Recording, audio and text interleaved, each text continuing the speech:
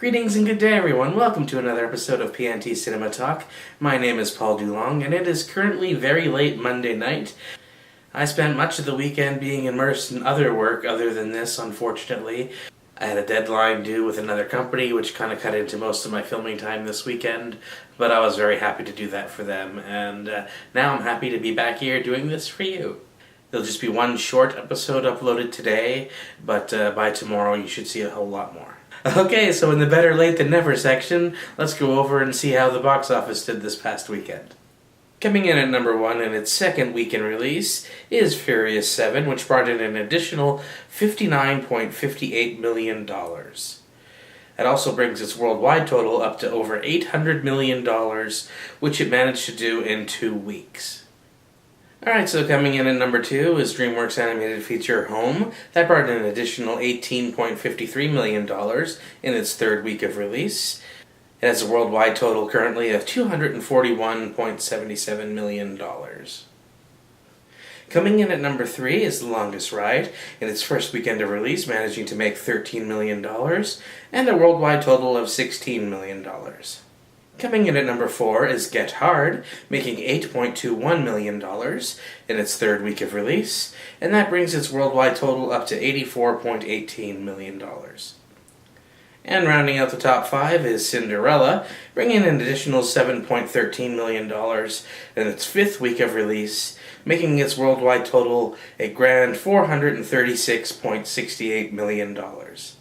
So you gotta give Furious 7 credit for making $800 million in only 2 weeks. There's not really much else to say about the box office numbers, but did you guys see any movies this last weekend? Did you all go see Furious 7 yet? Or again? If you haven't been to the theater in a while, what was the movie you last saw there, and what is the next one you plan to go see? Let me know in the comments below. Alright, so it looks like an exclusive clip of Jurassic World was dropped during the MTV Movie Awards. I finally had a chance to check that out, and it's not that bad. Unfortunately, there are no dinosaurs in this clip. It's just a small little scene involving Chris Pratt and Bryce Dallas Howard. In the clip, it's kind of suggested that they went on a date once and it didn't really go so well. So yeah, they're going to have that romantic sexual tension in the film. But it also goes on to show that Chris Pratt's character at least seems to know an awful lot about dinosaurs. He does give a little insight onto how or why he's controlling the raptors. I won't spoil for you what he said completely, but I have included the link in the description box below if you want to check out that clip for yourself. It is fun to watch. I suggest you do so if you haven't already. But yeah, the main thing that's wrong about it is no dinosaurs. Like, no dinosaurs at all in the clip. And believe me, I really want to see Jurassic World, and I'm kind of glad that they're not showing too much. But at the same time, this clip really didn't give us anything other than a few charming moments from Chris Pratt. But I think he's going to be one of the best parts about this film, personally. I think him coming off of Guardians of the Galaxy, like, that movie just made him a bona fide star. And Jurassic World, if it's a hit, is going to elevate him up to superstar. Jurassic World is definitely one of my most anticipated films of the summer. I can't wait till June. I want to see this movie. I'm happy they're giving us peeks of it, and the peeks don't ruin the movie for us. That's really important to me. I like going into the theater and being surprised. I let the story put me through the emotions it's intended to do. I don't like things being spoiled ahead of time, and this clip certainly doesn't really give anything away, other than gives you a feel for how Chris Pratt's character is going to be in the movie. So I'd suggest it's safe to watch. But what did you guys think of that clip? Did you like it? Did you find it underwhelming? Are you excited for this movie, or do you think that it's too little too late? I mean, with as realistic as we can make dinosaurs look these days, it's a shame there isn't more dinosaur movies. Alright, let me know what you think about that in the comments below. Alright, so it looks like Warner Brothers has approached the writing/directing team of Phil Lord and Chris Miller. They wrote and directed the Lego Movie for Warner Brothers, which made an awful lot of money and had a lot of critical acclaim. So now Warner Brothers would like them to sit down and try their hand at writing the script for The Flash. And that's the movie The Flash, not the TV show. But yeah, officially it's the treatment they're writing.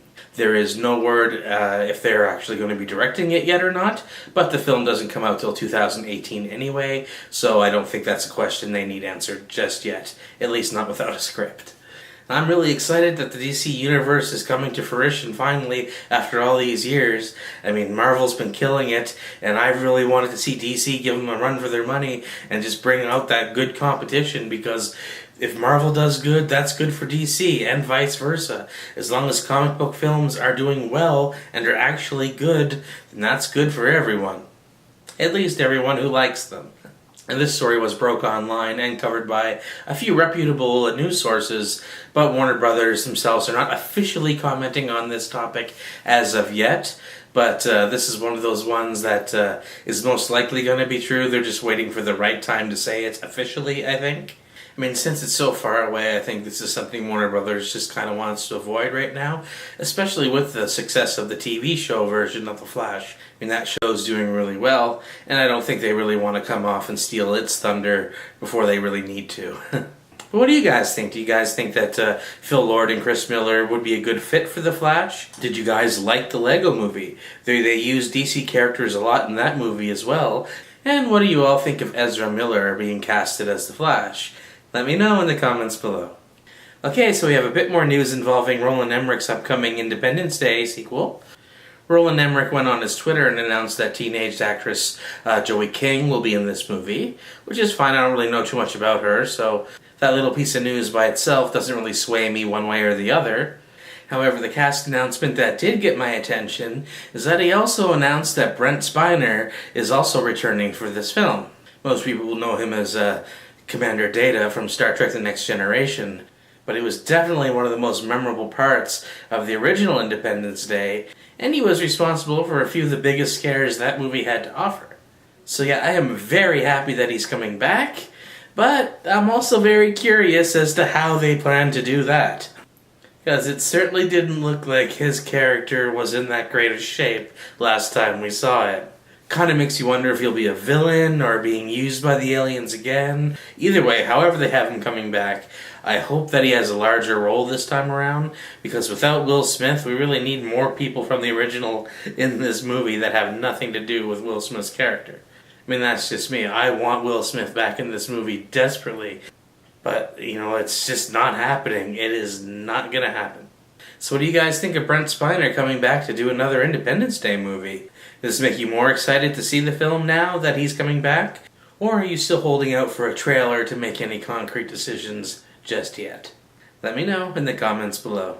Okay, so last up in the shorter than usual episode is James Wan has been contacted by Warner Brothers in hopes that he will direct Aquaman. Certainly doesn't surprise me, since his latest film has just brought in $800 million worldwide in the past 2 weeks. Of course, I'm speaking about Furious 7. He also directed The Conjuring for Warner Brothers, and is directing the second Conjuring as well. But I'm also pretty sure that people over at Universal want him to work on Furious 8 as soon as possible. So there is a bit of conflict right there. So James Wan hasn't really said if he's going to do it or not just yet, because he's got options. But basically, he has his choice to do whatever the hell he wants to do as his next project. I know James Wan is obligated to do another Fast and the Furious movie, but he's also obligated to do another film or two for Warner Brothers. The first, which I believe is going to be the second Conjuring film. The third, everybody believes, was going to be a DC movie anyway, so it looks like it's going to be Aquaman if Warner Brothers can make that happen. And you know, this guy has talent. I mean, The Conjuring looked great, and while I haven't seen Furious 7 yet, I will see it, so I just haven't seen it yet. Everything I hear about that is he handled the whole Paul Walker thing amazingly. I can't wait to see it for myself, but this is a director who had to work under horrible circumstances. He's trying to make this movie, and his lead star dies on him, so he had to somehow salvage that movie, and obviously it's paying off because it is killing it at the box office, and people are saying they liked it. So maybe this is the guy that Warner Brothers should be talking to in regards to Aquaman. You know, especially in this day and age where the Earth's oceans are so important and they're not in the best shape right now. I think there's a way for an Aquaman movie to actually be relevant, and that's all I want. I want my superhero films to feel relevant. I mean, so far the best thing that Aquaman has going for it is Jason Momoa. But I'd really like to see what James Wan could do with this project. I can definitely see why they're looking to James Wan. He's proven himself as a very competent director and a successful director, so there's really no downside that I can see as of yet. Unless, of course, if he turns it down in order to do Furious 8. But that's my take on it. What is yours? Do you think James Wan is a good choice for Aquaman? Or would you rather see him do the Fast and Furious 8? Did you like The Conjuring? That was another successful movie of his. Are you going to go see The Conjuring 2? Let me know in the comments below. That'll just about do it for today. This one was a bit of a quickie, but I have a lot more stuff I'll be filming tonight, and I have a lot more free time in my evenings coming up, so I will be able to do these a lot more regularly, at least for the next several weeks. So that's exciting to me, but thank you very much to those of you who watch every episode and support me as much as possible. It really means a lot to me, and it's definitely appreciated. Well, until next time, my name is Paul Dulong. Thank you so much for watching PNT Cinema Talk, and I will see you next time.